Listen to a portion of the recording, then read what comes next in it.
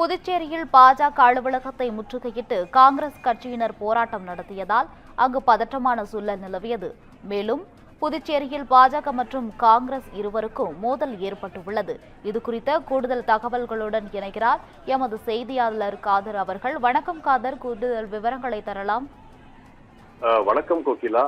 புதுடெல்லியில் நேற்று நடைபெற்ற சர்வதேச A1 மாநாடு நடைபெற்றது. இதில் பிரதமர் மோடி கலந்து கொண்டார். இந்த மாநாட்டில் அமெரிக்க வர்த்தக ஒப்பந்தத்திற்கு எதிர்ப்பு தெரிவித்து காங்கிரஸ் கட்சியை சேர்ந்த இளைஞர்களினர் பிரதமர் சரணடைந்து விட்டார் என்று வாசகங்கள் அச்சடிக்கப்பட்டு ட்விட்டரில் கையில் ஏந்தி கொண்டு மாநாடு நடக்கும் அரங்கத்துக்குள் நுழைந்து பிரதமருக்கு எதிராக கோஷங்கள் எழுப்பி போராட்டத்தில் ஈடுபட்டனர்.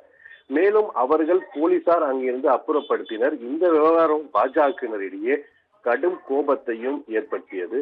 இதைத் தொடர்ந்து நேற்று இரவு பாஜக இளைஞர் நிர்வாகிகள் புதுச்சேரியில்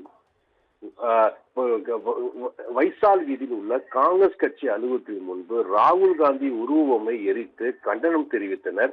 இது காங்கிரசினரிடையே பெரும் கொந்தளிப்பை ஏற்படுத்தியது. இன்று காலை பாஜக அலுவலகத்தின் முன்பு சுமார் 100க்கும் மேற்பட்ட காங்கிரஸ்காரர்கள் ஒன்று கூடி காங்கிரஸ் நிர்வாகிகள் மோடி உருவபொம்மையை கண்டனம் கோஷங்களோடு எரித்தனர். இதனை அறிந்த பாஜக தடியடிகள் அலுவலகத்தில் வந்து புகுந்து குவிந்ததால் மேலும் பரபரப்பு ஏற்பட்ட சூழ்நிலையில் போலீசார் 100க்கும் மேற்பட்ட போலீசார் அங்கு பாதுகாப்பு பணியில் ஈடுபட்டு, அதாவது இறந்து போகும் ஒருவர் கற்கள் வீசி தாக்கி கொண்டனர். இதனால் அப்பகுதியில் பெரும் பரபரப்பு ஏற்பட்டது. மேலும் காங்கிரஸ் கட்சி இருவரையும் மற்றும் பாஜக போலீசார் கைது செய்து தற்போது பாஜக அலுவலகத்தில் சுமார் 100க்கும் மேற்பட்டோர் போலீஸ் பாதுகாப்பு பணியில் ஈடுபட்டு வருகிறார். சிஸ்டர்,